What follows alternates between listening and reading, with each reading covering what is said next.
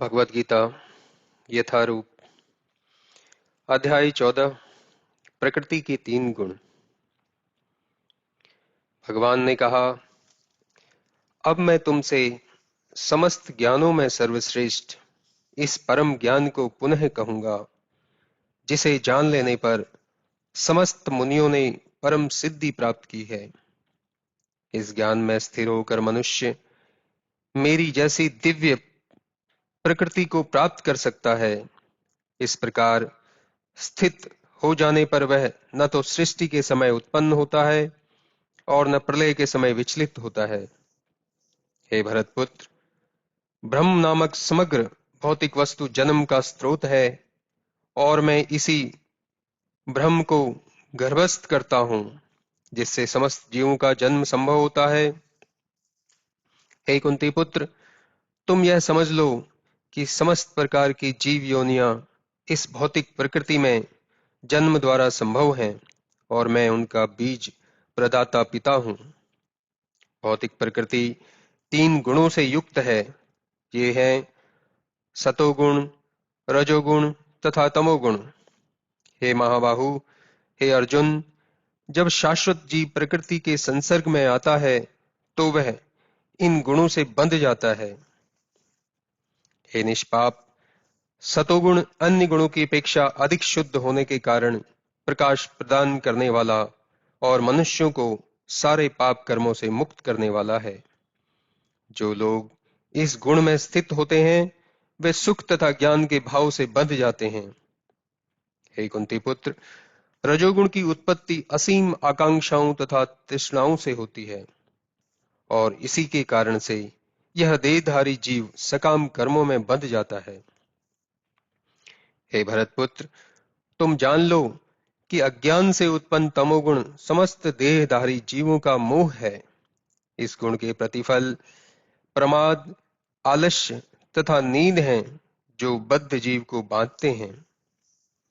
हे भरतपुत्र, सतोगुण मनुष्य को सुख से बांधता है, रजोगुण सकाम कर्म से बांधता है और तमोगुण मनुष्य के ज्ञान को ढककर उसे पागलपन से बांधता है।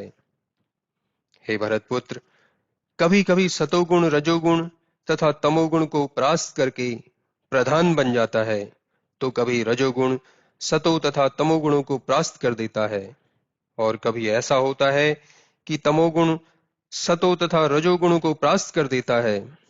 इस प्रकार श्रेष्ठता के लिए निरंतर स्पर्धा चलती रहती है। सतोगुण की अभिव्यक्ति को तभी अनुभव किया जा सकता है जब शरीर के सारे द्वार ज्ञान के प्रकाश से प्रकाशित होते हैं। हे भरतवंशियों में प्रमुख, जब रजोगुण में वृद्धि हो जाती है तो अत्यधिक आसक्ति, सकाम कर्म, गहन उद्यम तथा अनियंत्रित इच्छा एवं लालसा के लक्षण प्रकट होते हैं। तब तमोगुण में वृद्धि हो जाती है।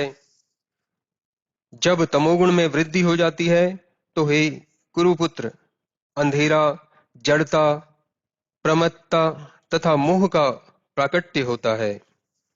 जब कोई सतोगुण में मरता है तो उसे महर्षियों के विशुद्ध उच्चतर लोकों की प्राप्ति होती है और जब कोई रजोगुण में मरता है तो वह सकाम कर्मियों के बीच में जन्म ग्रहण करता है और जब कोई तमोगुण में मरता है तो वह पशु योनि में जन्म धारण करता है।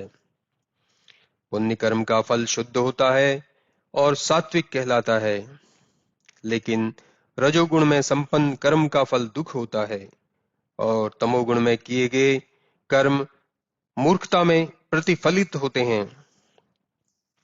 सतोगुण से वास्तविक ज्ञान उत्पन्न होता है, रजोगुण से लोभ उत्पन्न होता है और तमोगुण से अज्ञान, प्रमाद और मोह उत्पन्न होते हैं। सतोगुणी व्यक्ति क्रमशः उच्च लोकों को ऊपर जाते हैं, रजोगुणी इसी पृथ्वी लोक में रह जाते हैं और जो अत्यंत गर्हित तमोगुण में स्थित हैं वे नीचे नरक लोकों को जाते हैं। जब कोई यह अच्छी तरह जान लेता है कि समस्त कार्यों में प्रकृति के 3 गुणों के अतिरिक्त अन्य कोई कर्ता नहीं है और जब वह परमेश्वर को जान लेता है जो इन 3 गुणों से परे है, तो वह मेरे दिव्य स्वभाव को प्राप्त होता है। जब देहधारी जीव भौतिक शरीर से संबद्ध इन तीनों गुणों को लांघने में समर्थ होता है, तो वह जन्म, मृत्यु, बुढ़ापा तथा उनके कष्टों से मुक्त हो सकता है और इसी जीवन में अमृत का भोग कर सकता है। अर्जुन ने पूछा, हे भगवान, जो इन तीनों गुणों से परे है, वह किन लक्षणों के द्वारा जाना जाता है? उसका आचरण कैसा होता है और वह प्रकृति के गुणों को किस प्रकार लांघता है? भगवान ने कहा, हे पांडुपुत्र, जो प्रकाश, आसक्ति तथा मोह के उपस्थित होने पर न तो उनसे घृणा करता है और न लुप्त हो जाने पर उनकी इच्छा करता है, जो भौतिक गुणों की इन समस्त प्रतिक्रियाओं से निश्चल तथा अविचलित रहता है और यह जानकर कि केवल गुण ही क्रियाशील हैं, उदासीन तथा दिव्य बना रहता है, जो अपने आप में स्थित है और सुख तथा दुख को एक समान मानता है, जो मिट्टी के ढेले, पत्थर एवं स्वर्ण के टुकड़े को समान दृष्टि से देखता है, जो अनुकूल तथा प्रतिकूल के प्रति समान बना रहता है, जो धीर है और प्रशंसा तथा बुराई, मान तथा अपमान में समान भाव से रहता है, जो शत्रु तथा मित्र के साथ समान व्यवहार करता है और जिसने सारे भौतिक कार्यों का परित्याग कर दिया है, ऐसे व्यक्ति को प्रकृति के गुणों से अतीत कहते हैं। जो समस्त परिस्थितियों में अविचलित भाव से पूर्ण भक्ति में प्रवृत्त होता है, वह तुरंत ही प्रकृति के गुणों को लांघ जाता है और इस प्रकार ब्रह्म के स्तर तक पहुंच जाता है। और मैं ही उस निराकार ब्रह्म का आश्रय हूं, जो अमर्त्य, अविनाशी तथा शाश्वत है और चरम सुख का स्वाभाविक पद है।